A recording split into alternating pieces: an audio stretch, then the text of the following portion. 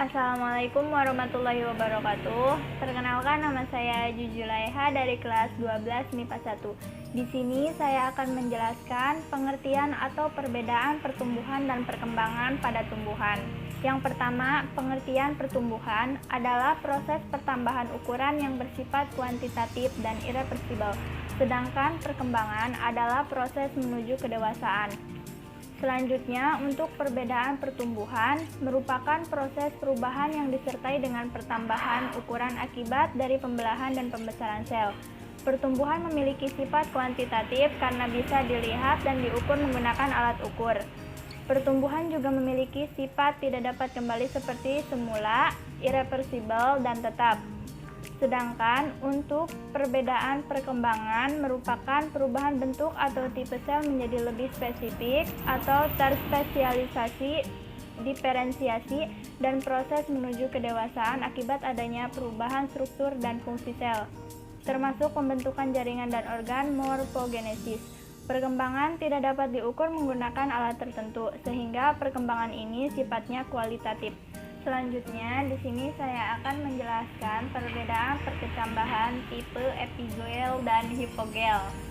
Perkecambahan epigel, perkecambahan yang kotiledonnya bakalan naik ke atas permukaan tanah. Nah, perkecambahan ini banyak terjadi pada tumbuhan dikotil, khususnya kacang-kacangan seperti kacang merah dan kacang hijau.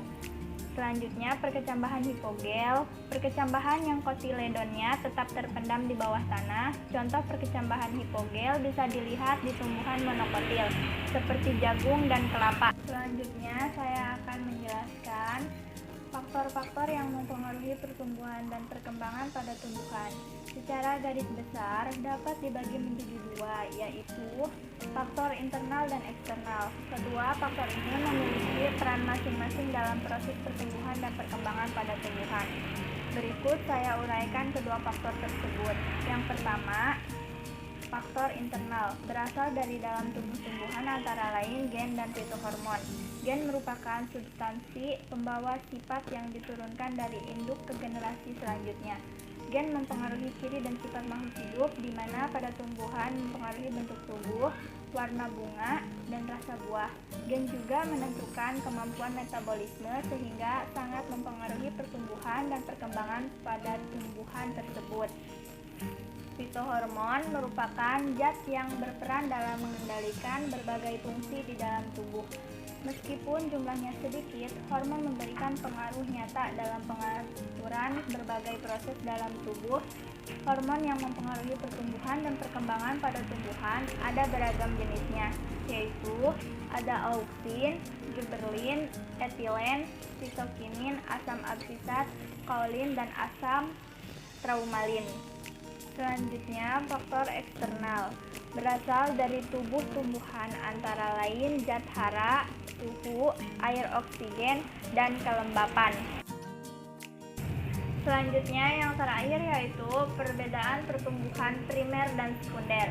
Pertumbuhan primer yaitu pertumbuhan dan akar menjadi panjang sehingga tumbuh menjadi bertambah panjang dan tinggi, disebabkan oleh meristem apikal. Meristem apikal yaitu jaringan meristem yang selalu membelah letaknya di ujung batang dan di ujung akar. Kedua yaitu pertumbuhan sekunder. Pertumbuhan yang menyebabkan tumbuhan menjadi besar karena adanya kambium. Perkembangannya terjadi pada bunga dan buah pada tumbuhan. Sekian penjelasan dari saya tentang pertumbuhan dan perkembangan pada tumbuhan.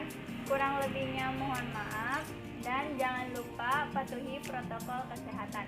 Wassalamualaikum warahmatullahi wabarakatuh.